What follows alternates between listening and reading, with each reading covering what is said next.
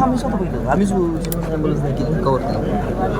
म्हणजे आधी सुरुवातीला 200 डिस्टन्सला वर होतं विमान. मग ते एवढं ह्याच्यावर रनवे कॅच झाला नाही. मग तिनं पहिलाच कर्व घेतला आणि दुसऱ्या कर्वला ती जास्त खाली आली. जास्त खाली आल्यावर तिला धावपट्टी आणि ह्याच्यात धुक्याच्या अंदाज आला नाही. तिनं काय केलं ह्या साईडला म्हणजे बाहेरच्या साईडला असल्यामुळं ना रनवेला गेलीच नाही. त्यामुळे ती क्रॅश झाली धावपट्टीच्या बाजूला. म्हणजे ती 100% शुअर इथल्या याला आली नसणार आहे एअरपोर्टला. त्यामुळं धावपट्टी आणि बाजूचा इतर म्हणजे एअरपोर्टच्या धावपट्टीवर आलीच नव्हतं विमान. धावपट्टी पलीकडे 50 मीटर पलीकडे राहिली. ती काय लोक आहेत ना त्याच्या पासून पलीकडे 20 मीटर अजून आहे. पायलटला अंदाज आला नाही. त्यामुळे किती जण होते काय? 6 लोक 6. 6. 2 वैमानिक होते का त्यातले?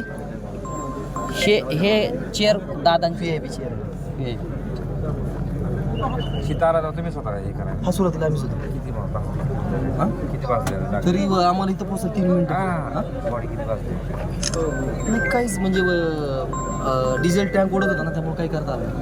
डिझेल टँक किती तसं काय इथं डॉक्टर सांगा आपण 100 पण काही होप्स नव्हते. काही होप्स नाही. पण ती गरम असतं म्हणून त्यात VIP आपलं SPUG उद्यापर्यंत त्यांनी हात लावला म्हणून बॉडीला कॅच पण करणार नाही. स्किन वगैरे सगळे लूज झाले.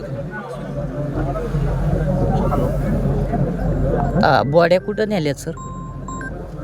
हॅलो हाताचं हे होतं ना ब्रेसलेट आणि ते दादाचे कपडे आहेत ना त्याच्यावर जा घेऊन ये त्याला नानांना सांग त्याला सेफ गार्ड असतं ना सेफ गार्ड आहे त्याच्यामुळे डिस्टन्स 30 ते 50 मीटरपर्यंत उडून जाते चेअर. इथे इथे इथे या इथे थोडं रक्त नॉर्मली झालं काय कपड्यात जसं आहे ना तसंच.